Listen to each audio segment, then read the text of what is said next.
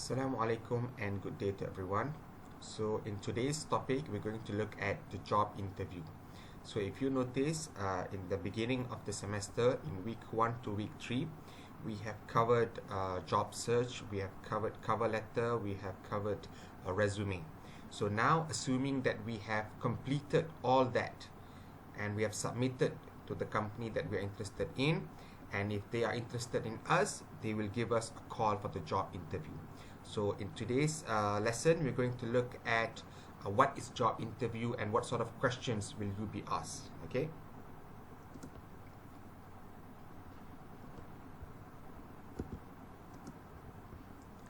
So of course, the moment you get the call or you get the letter or you get an email calling you for an interview, everybody, it doesn't matter who you are, will have a fear factor. You'll get scared, you'll get anxious, okay, because it's quite an intimidating situation to be in, to be called for an interview.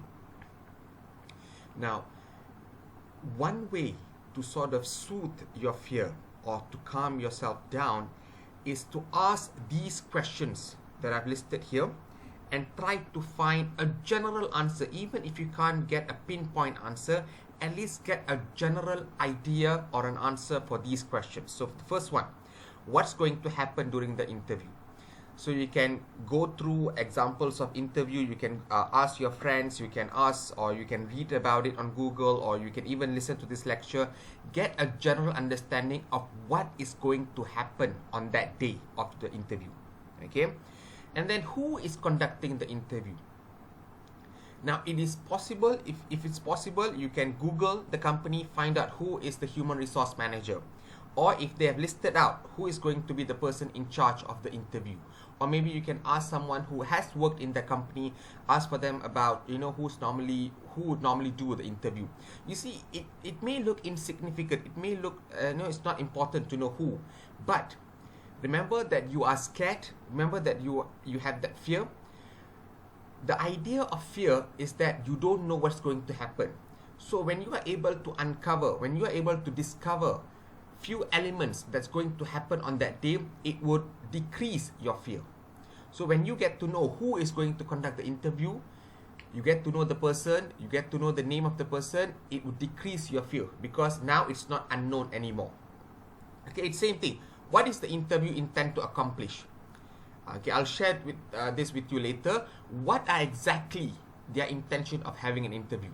You may ask, you may see candidates who have 4 flat, perfect academic achievement, perfect resume, perfect cover letter, but they would still call you for an interview. Why? What does that mean? Does that mean I'm not good? No. There is a specific reason why they're calling you for interview. Okay, we'll discuss about that later. So you see, when you get to know about that, it will again decrease your fear. The whole idea of this is to decrease your fear by uncovering every layer of the unknown situation in interview to make sure that you are familiar with interview. Okay, and then how long will the interview last? Okay, where will the interview be conducted? How will I be evaluated? So you try to get answers to all these questions. The moment you get an interview call, you try to list down all these questions, try to jot down the answers. And if you can't find the answer, go and search for the answers. The idea is that when you are able to get answers for these questions, it will decrease your fear because the unknown has become something that you are familiar with. Okay? So what is job interview? Now, it is the most crucial 30 to 60 minutes opportunity you have in your job seeking effort. That is the most clear definition. Okay, I've said this before. You may have worked 4 years of your university life, burning the midnight oil, working really hard on every assignment, passing every test, passing every exam with flying colors. At the end of it, you get 4 flat, and then you produce a superb resume, you produce a very excellent cover letter, and you send it to the company that you're interested in.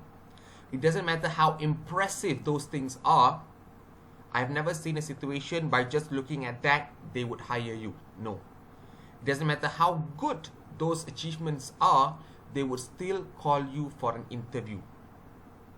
Right? Now, that is the time for you to shine. Because if you fail your interview, if they ask questions and you cannot answer or you struggle to answer, it would jeopardize your chance. I'm just trying to give you a scenario. Try to compare someone who has 4 flat, very good academic achievement, but goes to the interview and failed the interview.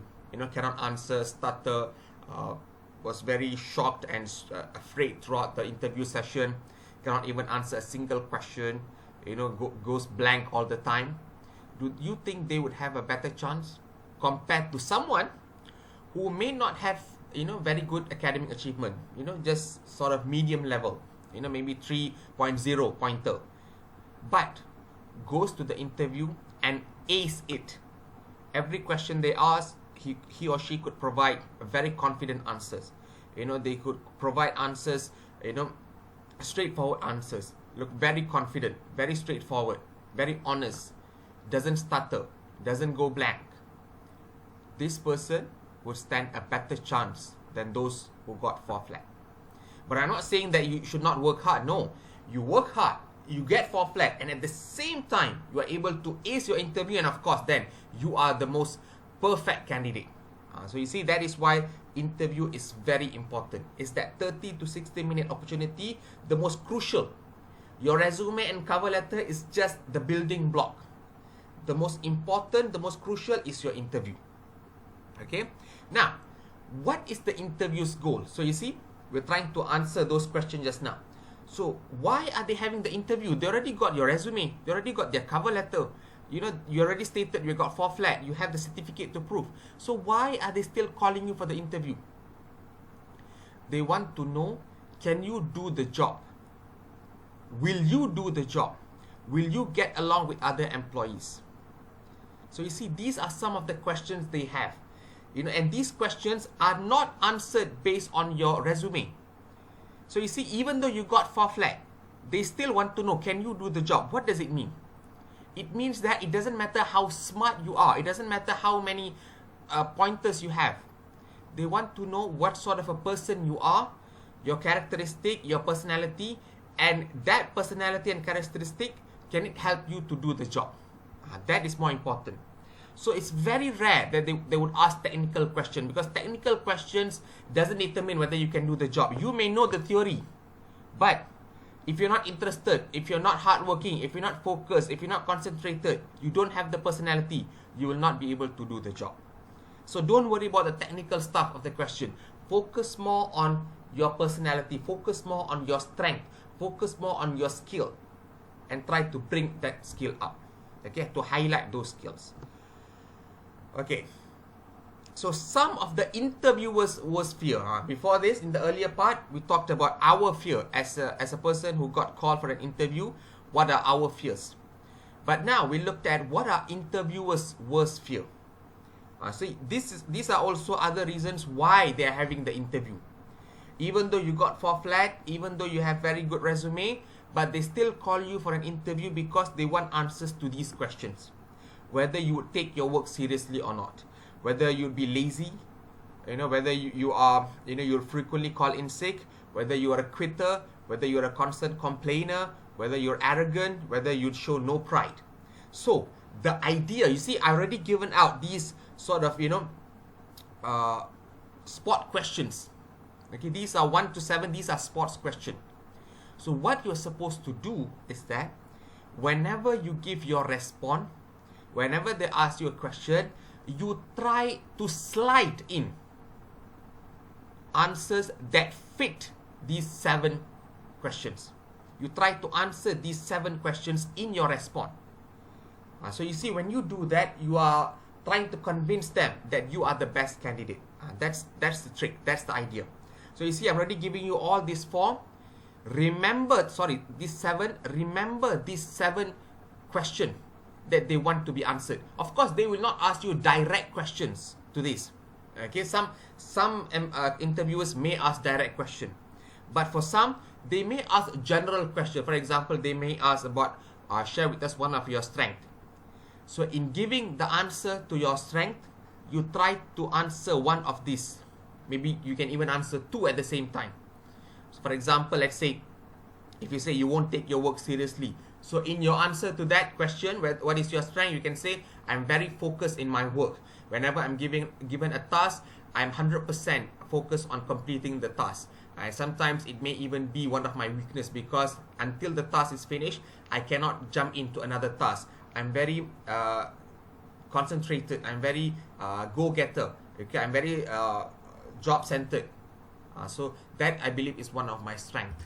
So you see, you're trying to answer one of their fear in that question. Okay. Now, what are some of the interview strategy that you can have? Okay. So most importantly, before you go to the interview, you need to have a bit of knowledge about the company. You need to know what do they do. Okay. Don't go and ask them in the interview, what are you doing here? Don't. You need to do a bit of research. And for example, if you're applying for, let's say, you were called for an interview by Sapura Kencana. Before you going there, you must do a bit of research, find out what are they specializing in. What do they do here?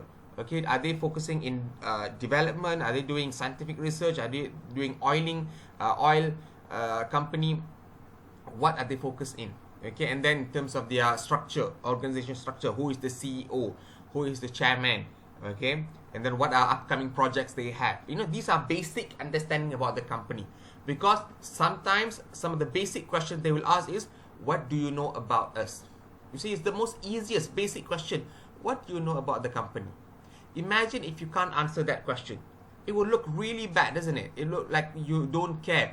It look like you didn't take the initiative to understand about the company. So please do a bit of research of the company. And try to get, like I said, the fear factor question just now, the one that I shared with you, try to get some.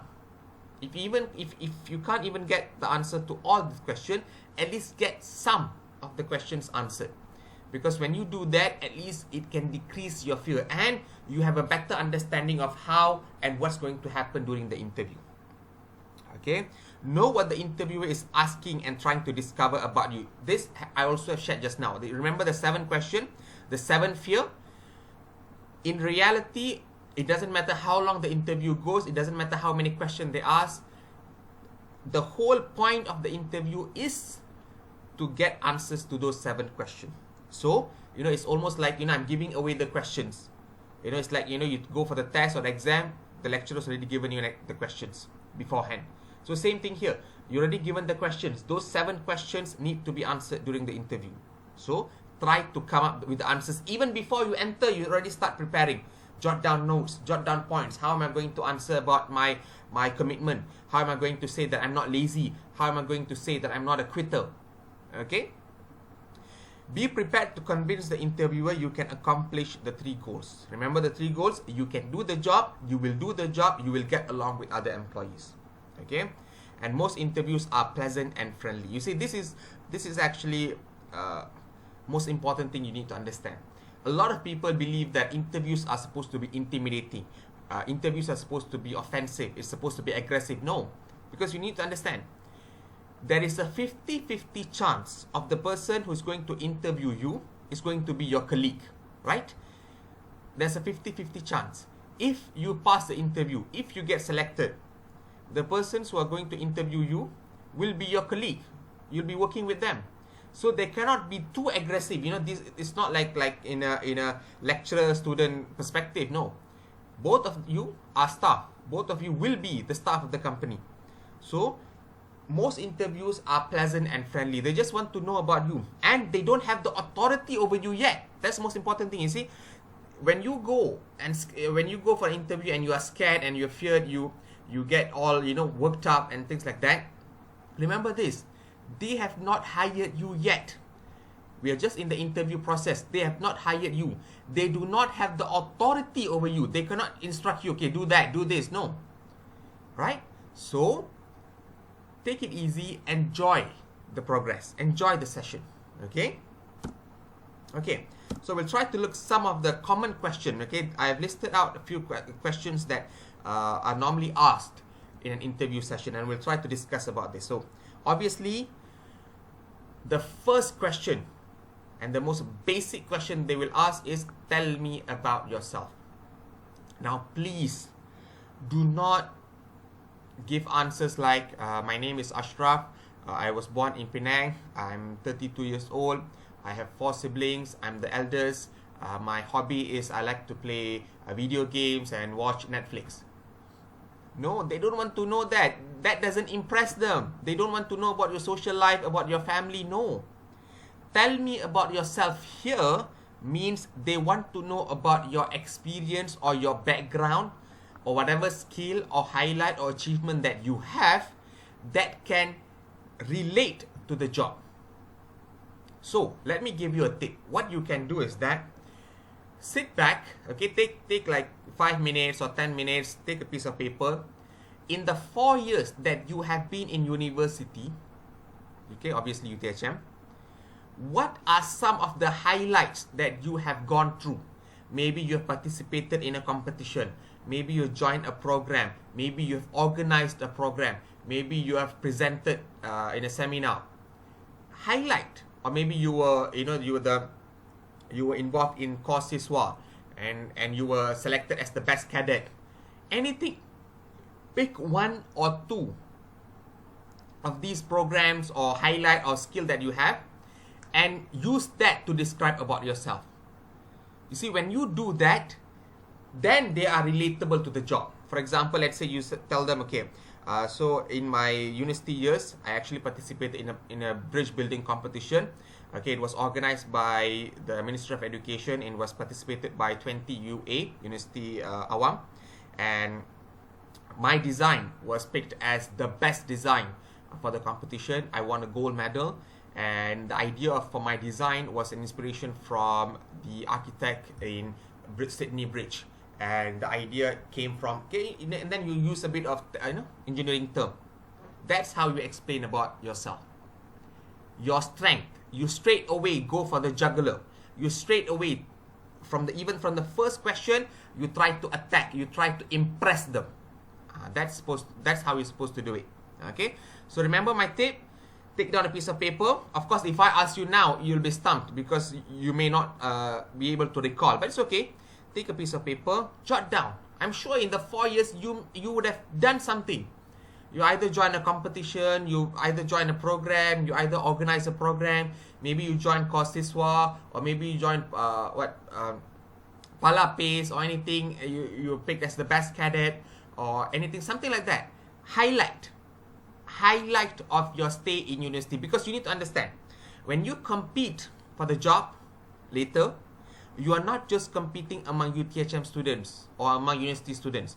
You are also competing among people who have work experience. They may have 5-10 years of working experience, and I can assure you, when they ask this question to them, tell me about yourself, they will relate about their working experience. They will say, I've worked in Microsoft for 5 years. I worked in Genting property for 10 years. And in those 10 years, I managed 5 different projects. And one of the projects was voted as the best project of the year. So you see, they will try to use that working experience. Of course, you do not have.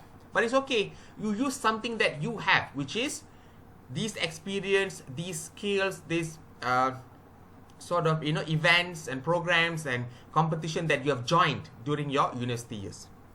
Okay, so in what ways will your education or training help you in this position? Okay, so if they ask you this question, then you try to demonstrate your capacity to make practical application.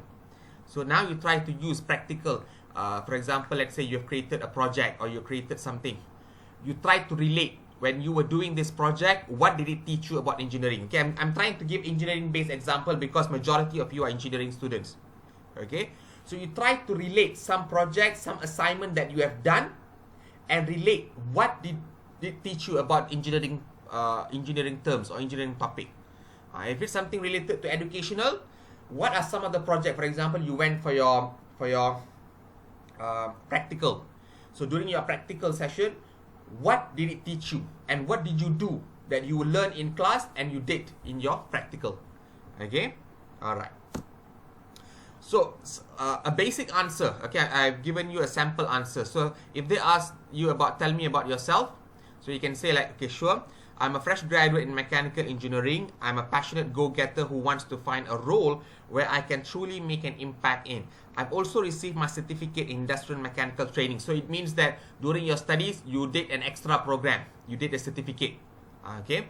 And during my studies, I have what? I participated in a bridge building competition. I won gold medal. Or you participated in Cisco. And in Cisco, you learn about making networking.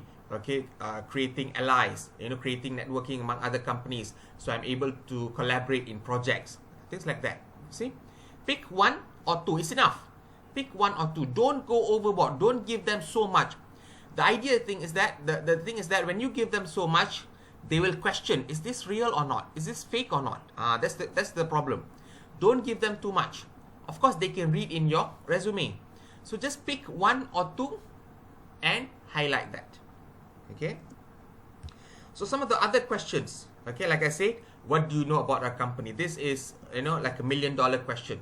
If you cannot get this question right, you're out, I'm sure, because it shows that you're not interested. You don't even care to know about the company that you're working in. Okay. And then why are you interested in working for the company? Okay, relate your skill to what you know about the company. So you see, when they ask you why you are interested in working for the company, remember when I teach you about writing cover letter, always try to relate to the company's vision and mission and objective. So try to remember that. Remember you did a research about the company. Try to remember, pick one, either their vision, their mission, or their upcoming project. Pick that and relate why you're interested in working for the company. Remember the example I gave you about Google. Okay, let's say you apply for work in Google and they call you for interview. You search about them. You find out one of their vision is we want to expand the human capital of our staff. Okay, expand human capital of our staff. So when they ask you this question, why are you interested in working for the company? Then you can relate that answer. You can say, I believe that Google would be the best platform for me to improve my human capital, because according to their vision, just to improve the human capital of their staff, I believe that I have the potential to be unlocked, and I believe that working in Google may be able to improve my human capital and at the same time contribute to the Google success. So you see, you relate. Okay. Where do you see yourself in the next 3 years? Okay, sometimes they ask, where do you see yourself in the next 5 years? Where do you see yourself in the next 3 years? They want to see your ambition. They want to see your potential. They want to see your flexibility. Never ever answer, I will still be here or I still remain same working here. Try to give a bit of ambition. For example, if you're applying for a job as supervisor, then you can say in 3 years, I hope that I can actually at least be the manager, the senior manager of the company, and I will be overseeing supervisors, at least 10 supervisors below me, and I'll be able to give them guidance. I'll be able to give them my experience and knowledge to help them improve. So demonstrate ambition. Okay, how do others describe you? So share them your personal traits and characteristics. Okay. So again, I've prepared some sample answers. So why are you applying for this job? So those are the sample answers you can read on your own. Okay, I've always wanted to work in a company where my skill can make a real difference, and so on. Remember, try to relate to the company's either ambition, the company's vision, the company's mission, or their upcoming project. Okay. So these are some of the other questions they may ask. So you see, all the questions have been given to you. It's just a matter of you preparing yourself to answer. Okay, give me one good reason I should hire you. What do you consider your most outstanding quality? Share one strength that you have. Give me 2 good reasons. Why would you most like to improve about yourself? What would you most like to improve about yourself? Share one weakness that you have. These are the general question they will ask. Okay, and they will also ask you about your strength and weaknesses. Okay, for this, it's a bit of a sort of double-edged sword. Okay, you need to understand how to answer these questions. Okay, if they ask you about your strength, please do not list them out. Don't say, okay, my strength is that I'm a good team player, I have good leadership skill, I'm very responsible, I'm focused, I'm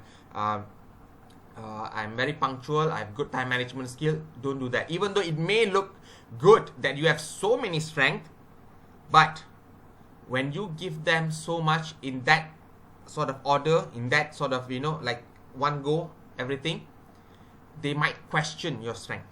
They might feel that it may be fake. Because of course, anybody can say all these are their strength. What you are supposed to do, the perfect answer is pick only one or two. Pick only one or two is enough. And then provide evidence. That's how you prove to them that you really have this strength. Let me give an example. For example, let's say one of your strengths is that you're a team player. So how are you going to prove that you are a team player? So you can say that in my university years, we were given assignment, we were given a project, and we have to work as a team. So one of the group members, when we have to present, during the presentation, one of the group members fainted. They were not able to perform their task because they were too scared. So I stepped in. And the reason why I could step in and help the team member is because while they were doing the project, I was trying to understand each individual's responsibility and role, what they were doing, so that I know what they were doing. And in that time of presentation, when one of them stuttered, one of them blanked out, I was able to step in and help them. So I believe that I'm a team player because I don't only focus on myself, but I focus on the team. So you see, that's how you answer. You give them what is your strength, and then provide a real experience, real example, something that happened during your university years. Okay, you see, you can actually prepare this beforehand. Even before you go for the interview, you can start writing the script, because you can be sure these are some of the questions they will ask you. So you can start preparing. Okay, if they ask me about my strength, I'm going to say, okay, team player, and then start writing the story. Think of a story that, maybe a real story that happened to you during university years. Or let's say one of your strengths is that I'm a good leader. Okay, how do you show that you're a good leader? What happened? Okay, what experience do you have? So remember, pick one or two. Enough. Two is maximum. Alright? Okay. How about weakness? Okay. For weakness, don't give answers like, for example, don't say to them, I believe I do not have any weakness. Straight away, you are being dishonest. Everybody have a weakness. Even the people who are asking you the question have weakness. So don't answer that. Even though you may feel this is the most safest answer, please don't do that. Okay? Pick one or two weakness. For weakness, it's better to pick one. You see the balance? For strength, we try to go one or two. Maximum two. For weakness, always keep to one, because this is the bad side of you. So we want to just limit that. So pick just one is enough. Okay?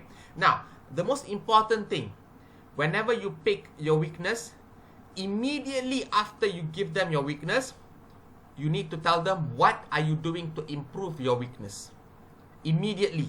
For example, let's say you say, one of my weakness is that I am too... you can say one of my weakness is that I don't have good time management. And I believe that this is probably one of the setbacks that I have. Now, of course, I understand and I acknowledge my weaknesses. And what I'm trying to do right now is that I'm trying to plan my day at the start of the day. So what I do is that I take a piece of paper and I write down all my work for the day. And I try to create a sort of a time limit or time frame for each task. So by doing that, I'm able to keep to the time management skill. Of course, I'm trying to improve, and I hope by joining your company, I'll be able to improve even further, my time management skill. So you see, you give them the weakness straight away. You tell them what are you trying to do to improve. So what happened is that they are not taken in. They are not affected by your weakness. That's what we're trying to do. They want to know your weakness. Okay, we give it to them, but we make it sound as if it will not be too much of a problem. Why? Because we also give them the solution. That's the trick. That's the idea. Okay? Again, you can prepare this. You know they will ask you this question. And you don't have to relate this to the company, because this is a question about you. So, try preparing from now. Pick one weakness that you have, and then write down what are you trying to do to improve your weakness. Another weakness that you should not say in an interview is, don't tell them, I'm a perfectionist. I'm a perfectionist. I work so hard that all my jobs are perfect, and I think this is one of the weaknesses that I have. That is not a weakness. That is actually strength, but you want to try and mask your weakness to look at as if a strength. Again, it's the safe option, but it's not honest. They want to see the real you. Right? Okay. So this is one of the example of answer that you can give for weakness. Okay, what is your greatest weakness? I tend to be too hard on myself. Okay, and then you provide the response. You can read on your own later. Okay, don't worry, I'll share with you the slides. So the most in most interview, the scenario that's going to happen is that, of course, they will start asking questions to you, but at the end of the interview, they will always ask you a question. Sorry, they will ask you if you have any question. Okay, now it is normal, in Malaysian culture, in our culture, that whenever someone asks, do you have any question, we will say, most of the time we'll say no. It's sort of, it's something that, I don't know, maybe it's culturally influenced. But please, during your interview, please ask them a question, because it's not a matter of you don't know and you want to know. No, you want to ask the question to impress. You see, the whole idea of the interview is to impress them. So even when you ask question, you are trying to impress them. When you ask question, what does it show? It shows that you are curious. It shows that you are not afraid. It shows that you are outspoken. You're not someone who's very shy, someone timid. No. You see, even when you ask question, it shows a few personality about you. So you see, even when you ask question, it shows something. It does not show that you don't know. Don't worry. So please ask questions. So some of the questions that you can ask is that, may I know what are the plans for the company for the future? You want to know what the company's plan for the future. Or how would someone with my background fit into the company plan? Okay, or is there a career path? I've listed down some of the questions there. So you can ask some of these questions. Okay, ask one is enough. Okay, because the whole idea is not that you want to know the answer. It's just that to impress them. When you ask question, it shows your personality. It shows that you're curious. It shows that you are, you are strong. It shows that you are not timid. It shows that you're outspoken. Alright.